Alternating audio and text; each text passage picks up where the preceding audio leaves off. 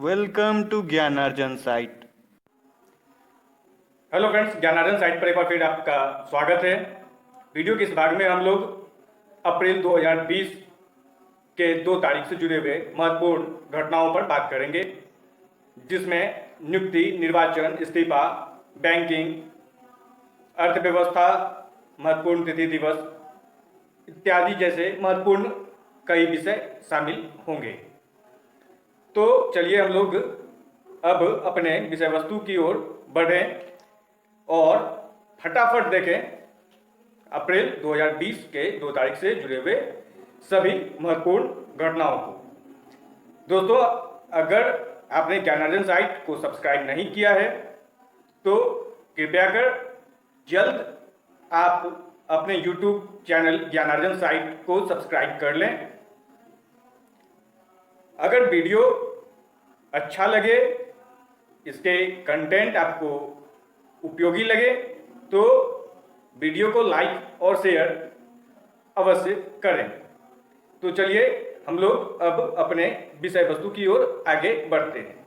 तो इसमें हम लोगों का जो पहला मुख्य टॉपिक है वो है स्टेट एक्ट एंड स्कीम, अर्थात राज्य की नियम और योजनाएं। इसमें जो पहला मुख्य बिंदु है वह है आंध्र सरकार ने अब पेंशन सुविधा नागरिकों के घर तक पहुंचाएगी। मतलब आंध्र सरकार अब राज्य की जो पेंशन योजना है उसे लाभार्थी के घर तक पहुंचाएगी।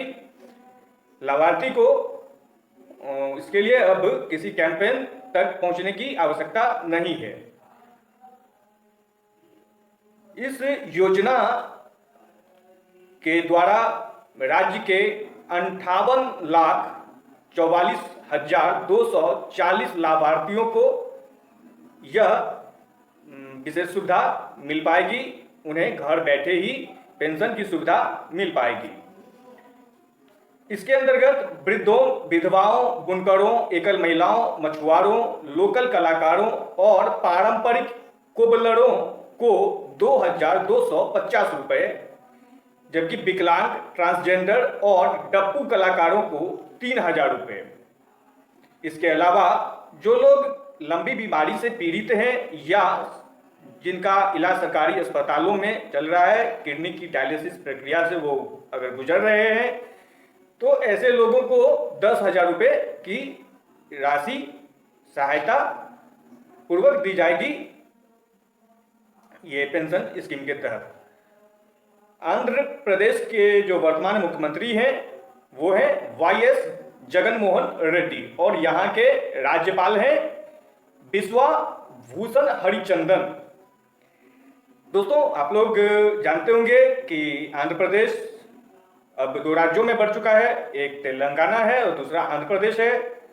तो दोनों की जो राजधानी है अभी वो तो वर्तमान में हैदराबाद है, लेकिन आंध्र प्रदेश की राजधानी अमरावती जो वहाँ बनाई जाएगी और हैदराबाद तेलंगाना की राजधानी रहेगी। अब अगला हम लोगों का मुख्य बिंदु है छत्तीसगढ़ पुलिस ने होम क्वारंटाइन लोगों के लिए रक्षा सर्व ऐप किया विकसित। छत्तीसगढ़ पुलिस गूगल मैप के माध्यम से क्वारंटाइन लोगों को ट्रैक करने के लिए नोएडा स्थित एक स्टार्टअप मूव डोकर कंपनी की सहायता से यह ऐप विकसित किया है। इस ऐप पर उन लोगों को जिन्हें घर में क्वारंटाइन किया गया है उसका डेटा उपलब्ध होता है और जो लोग घर में क्वारंटाइन है उन्हें हर घंटे अपनी एक सेल्फी इस वेबसाइट पे, इस ऐप पे अपलोड करनी होगी। अब आते हैं central act and schemes topic पर। इसमें हम लोगों का पहला मुख्य बिंदु है कोविड-19 से जुड़ी हुई शिकायतों के लिए राष्ट्रीय निगरानी डैशबोर्ड किया गया लॉन्च। इससे जुड़ी हुई जो महत्वपूर्ण बिंदु है वह इस प्रकार है प्रशासनिक सुधार और लोक सेवा विभाग, जिसका संक्षिप्त रूप है DARPG। तो इसके द्वारा कोविड-19 से जुड़ी हुई शिकायतों पर निगरानी रखने के लिए राष्ट्रीय निगरानी डैशबोर्ड का शुभारंभ किया गया है। इस डैशबोर्ड की सहायता से कोविड-19 से संबंधित सभी शिकायतों की निगरानी प्राथमिकता के आधार पर DARPG द्वारा किया जाएगा। DARPG जो है इसके लिए एक स्पेशल टीम बनाएगी जो इस शिकायतों को देखेगी, उसका समाधान करने की दिशा में कदम, जो भी आवश्यक कदम होंगे वो उठाएगी। अगला मुख्य बिंदु है पीएम केयर्स निधि के लिए दिए गए दान में जो है उसमें IT अधिनियम 1961 के अनुसार जो है 100% की छूट उस राशि पे दी जाएगी। अर्थात आप जो भी राशि, जितनी भी राशि आप दे रहे हैं उतने ही अमाउंट का जो है आपको आपके इनकम टैक्स में वो अमाउंट घटा दिया जाएगा, वो आपको छूट मिलेगी।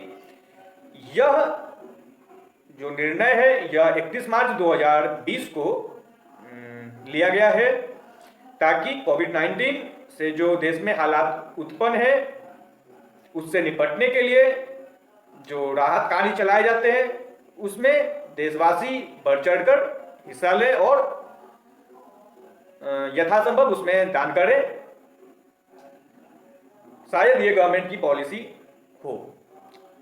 तो ये तो हो गया कि पीएम केयर्स में जो दान दिया गया है उस पर 100% का छूट आपको मिलेगा। किसके अंतर्गत मिलेगा? तो आयकर IT अधिनियम 1961 की एक्ट 80G के अनुसार है।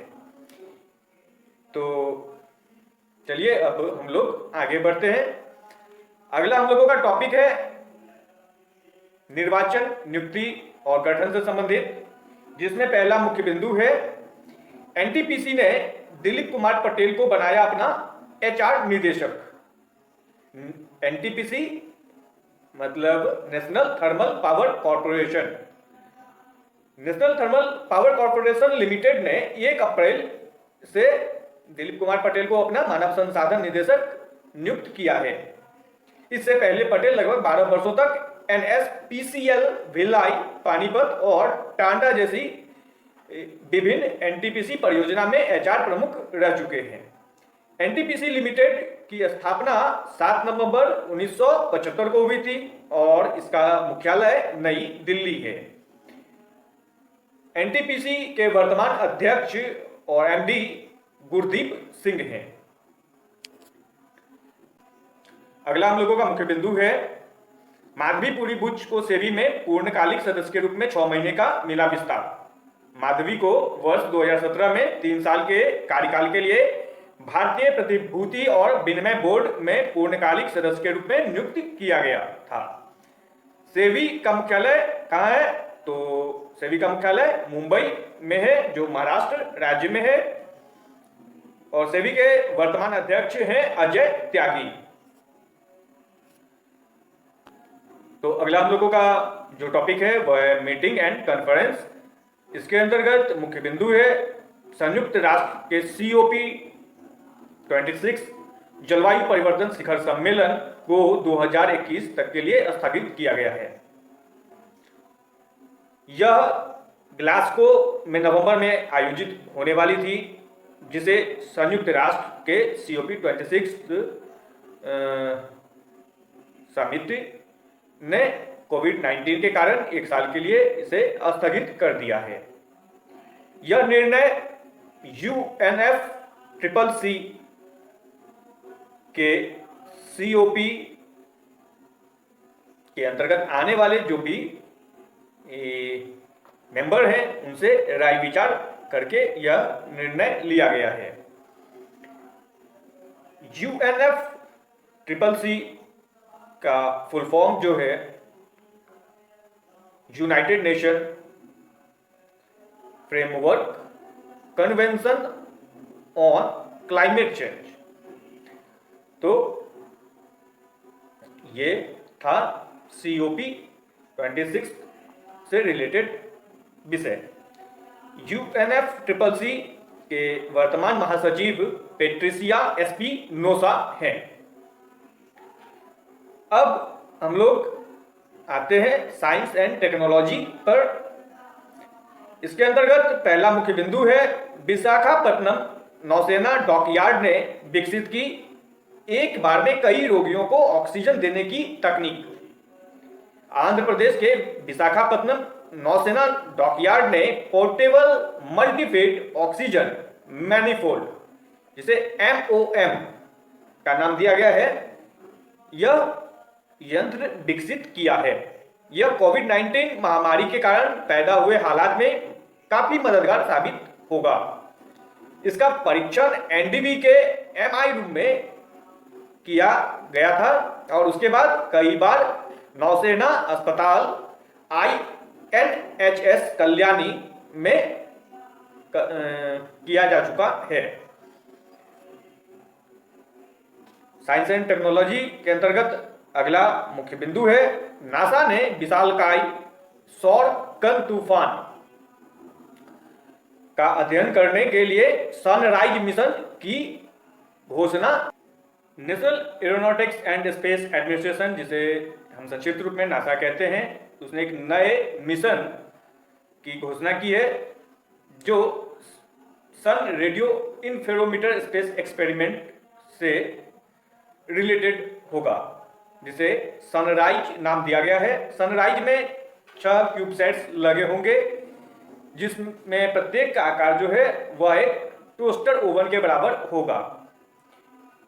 यह सभी क्यूबसैट्स पृथ्वी के वायुमंडल के ऊपर एक दूसरे के करीब 6 मील के बराबर दूरी पर स्थित होंगे और यह आपस में मिलकर 3D मानचित्र बनाएंगे, जो यह समझने और जानने में सहायता प्रदान करेगी कि सूर्य से जो सौर कण है उसकी उत्पत्ति कैसे होती है और वह वायुमंडल में किस प्रकार तीव्र गति से फैलती है।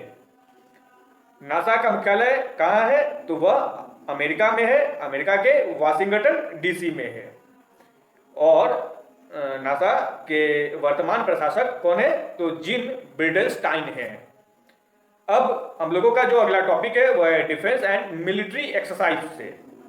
इसके अंतर्गत पहला मुख्य बिंदु है संयुक्त राष्ट्र सुरक्षा परिषद ने शांति सैनिकों की सुरक्षा प्रस्ताव को अंगीकृत किया है। 31 मार्च 2020 को संयुक्त राष्ट्र सुरक्षा परिषद ने शांति सैनिक की सुरक्षा और सुरक्षा सुनिश्चित करने के लिए प्रस्ताव 2518 प्रस्ताव संख्या 2518 को अंगीकृत किया है। यह पहली बार है जब शांति सैनिकों की सुरक्षा के लिए कोई प्रस्ताव पारित किया गया है।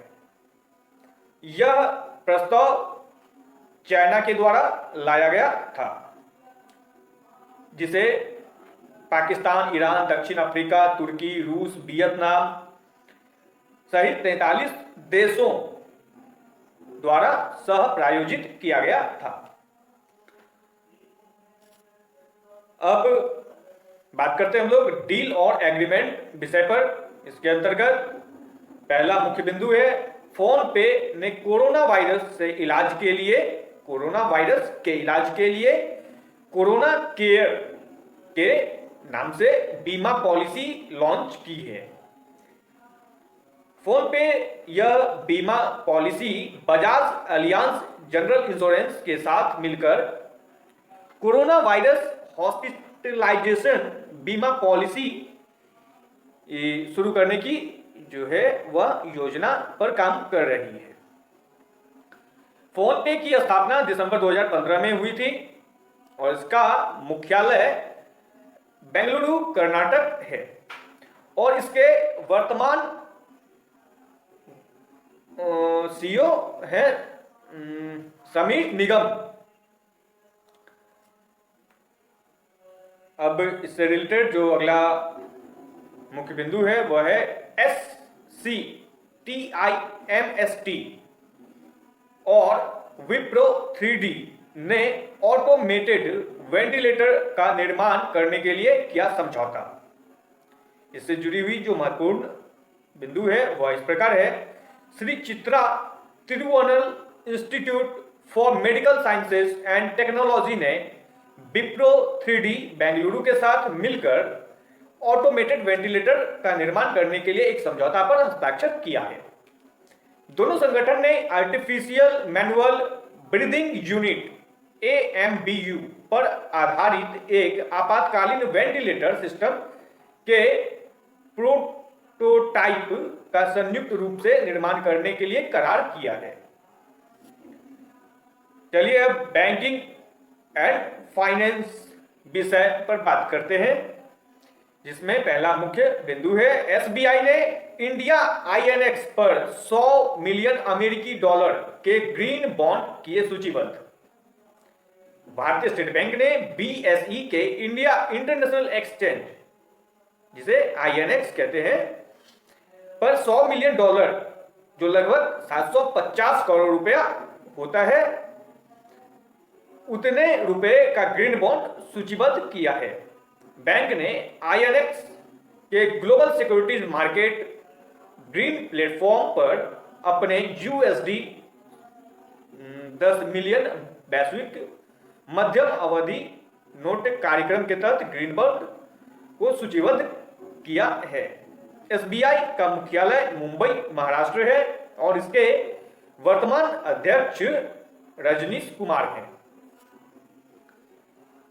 बिजनेस एंड इकोनॉमी में जो है पहला मुख्य बिंदु वह है वर्ल्ड बैंक ने भारत को कोविड-19 से निपटने के लिए 1 बिलियन रुपया देने का पेशकश किया है। वर्ल्ड बैंक ने भारत सरकार को कोविड-19 आपातकाल से निपटने और स्वास्थ्य प्रणाली को दुरुस्त करने की परियोजना के लिए 1 बिलियन डॉलर देने की पेशकश की है। इस 4 वर्षीय परियोजना का उद्देश्य महामारी के समय में भारत की स्वास्थ्य देखभाल प्रणालियों और तैयारियों को विकसित करना है। अर्थात वर्ल्ड बैंक यह राशि भारत को अगले आने वाले 4 वर्षों में किस्त वाइज जो है यह रुपया भारत सरकार को देगी। वर्ल्ड बैंक का मुख्यालय वाशिंगटन DC है और इसके वर्तमान अध्यक्ष हैं David Robert Malpass. David Robert Malpass. तो ये हम लोगों का जो था बिजनेस और इकोनॉमी से रिलेटेड टॉपिक है। इसमें अगला मुख्य बिंदु है प्रशांत और पूर्वी एशिया में 11 मिलियन लोग गरीबी में प्रवेश कर सकते हैं। यह आंकड़ा विश्व बैंक के द्वारा दिया गया है। विश्व बैंक ने इस क्षेत्र में जो प्रशांत महासागर का और पूर्वी एशिया का जो क्षेत्र है, उस क्षेत्र में विकास धीमा रहने का अनुमान जताया है। 2019 में विश्व बैंक ने इस क्षेत्र की वृद्धि का अनुमान 5.8% लगाया था। विश्व बैंक ने चीन की विकास दर के 2.3% रहने का अनुमान लगाया है। इससे पहले 2019 में चीन की विकास दर 6.1% रहने की भविष्यवाणी की गई थी। खेल कूद में जो हम लोगों का मुख्य विषय है वह है कोरोना वायरस के चलते अब वर्ल्ड एथलेटिक्स चैंपियनशिप को भी किया गया शिफ्ट। साल 2021 में होने वाले वर्ल्ड एथलेटिक्स चैंपियनशिप को 2022 तक के लिए स्थगित कर दिया गया है। इस चैंपियनशिप को 6 से 15 अगस्त तक साल 2021 में यूजीन, ओरेगन में आयोजित किया जाना था। यह घोषणा 2020 टोक्यो ओलंपिक खेलों के स्थगित होने के ठीक बाद किया गया है। इसका कारण जो है वो तो पहले ही टाइटल में ही बतला दिया गया है कि कोरोना वायरस के कारण यह खेल स्थगित किया गया है। विश्व एथलेटिक्स का मुख्यालय मोनाको है और विश्व एथलेटिक्स के वर्तमान अध्यक्ष हैं सेबेस्टियन कोई। तो चलिए अब हम लोग वीडियो के आखिरी भाग की ओर बढ़ रहे हैं, जिसमें अब हम लोग बात करेंगे महत्वपूर्ण तिथि दिवस पर, जिसमें 2 अप्रैल से जो रिलेटेड है वह है वर्ल्ड ऑटिज्म अवेयरनेस डे। इस वर्ष जो है यह ऑटिज्म अवेयरनेस का 13वां वार्षिक सम्मेलन था। इस दिन को ऑटिज्म से ग्रसित लोगों को इससे लड़ने तथा इसके निदान करने के लिए प्रोत्साहित किया जाता है, ताकि वो समाज में अन्य लोगों की तरह पूर्ण और सार्थक जीवन जी सकें। वर्ष 2008 में 2 अप्रैल को पहला विश्व ऑटिज्म जागरूकता दिवस मनाया गया था, और वर्ष 2020 के ऑटिज्म अवेयरनेस डे की जो थीम थी वह थी द ट्रांजिशन टू एडल्टहुड। अब हम लोग ऑबिट्यूरिस पर बात करेंगे, जिसमें पहला मुख्य बिंदु है पद्मश्री से सम्मानित भाई निर्मल सिंह का कोविड-19 के कारण निधन हुआ। पद्मश्री से सम्मानित और स्वर्ण मंदिर के पूर्व हजूरी रागी भाई निर्मल सिंह का कोविड-19 पॉजिटिव आने के बाद निधन हो गया। अब स्वर्ण मंदिर का जिक्र हुआ है तो आप समझ गए होंगे कि स्वर्ण मंदिर कहाँ है। यह अमृतसर में स्थित है। भाई निर्मल सिंह पंजाब के अमृतसर में स्वर्ण मंदिर में गुरुवाणी व्याख्याता थे। उन्हें 2009 में पद्मश्री पुरस्कार से सम्मानित किया गया था। अब अगला हम लोगों का मुख्य बिंदु है नोबेल पुरस्कार से सम्मानित फिलिप वॉरेन एंडरसन का निधन हो गया। उनका जन्म 13 दिसंबर 1923 को अमेरिका में इंडियाना के इंडियानापोलिस में हुआ था। उन्हें 1977 में ब्रिटेन के नेविल फ्रांसिस मोट और अमेरिकी जॉन हुसब्रुक विलेक के साथ चुंबकीय और विकार प्रणालियों की इलेक्ट्रॉनिक संरचना की मूलभूत सैद्धांतिक जांच में उनके योगदान के लिए भौतिकी क्षेत्र में नोबेल पुरस्कार दिया गया था। अब हम लोग मिसलेनियस टॉपिक पर बात करेंगे, जो हमारे करंट अफेयर सेक्शन का लास्ट टॉपिक होगा। इसमें हम लोगों जो बात करेंगे वह पहला मुख्य बिंदु है एनसीसी योगदान के तहत कोविड-19 से निपटने के लिए मदद की पेशकश की है। किसे पेशकश की है? केंद्र सरकार को पेशकश की है।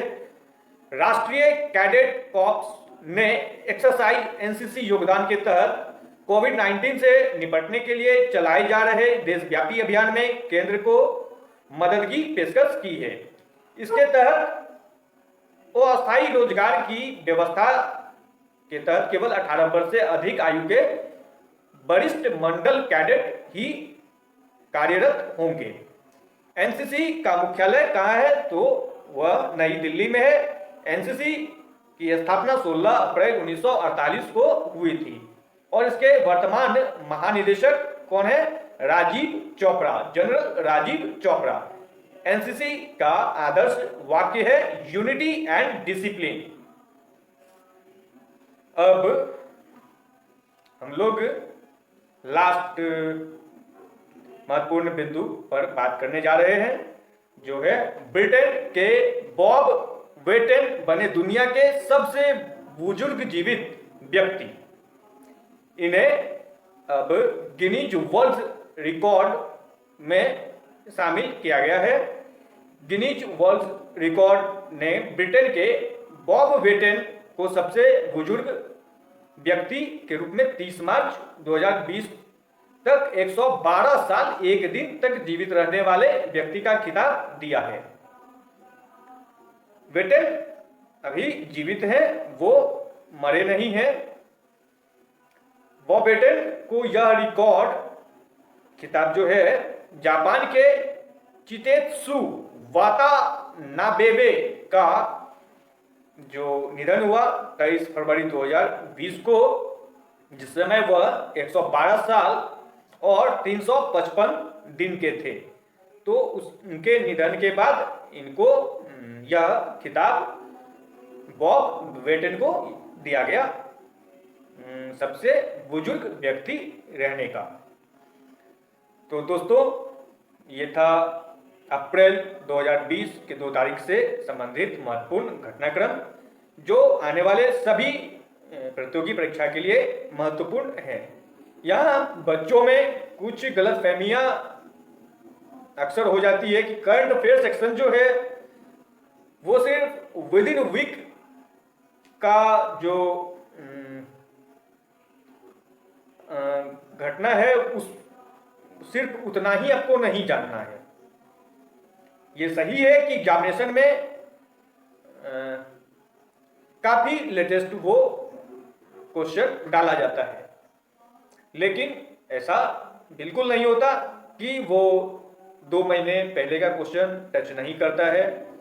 हाँ, बैंकिंग सेक्टर में जो है कि वो काफी लेटेस्ट अपने परीक्षा में जो प्रश्न को शामिल करता है वो लेटेस्ट घटनाओं पर आधारित होती है। लेकिन एसएससी और बाकी जो भी अन्य प्रतियोगी परीक्षा हैं उसमें लगभग 6 महीने का तो कंफर्म रहता ही है, और कभी कभी उससे ऊपर के जो घटनाक्रम है उन्हें भी देखा जाता है। तो दोस्तों, ठीक है, हम लोग मिलते हैं फिर अगले वीडियो में। धन्यवाद। यूं ही आप हमारे साथ बने रहें।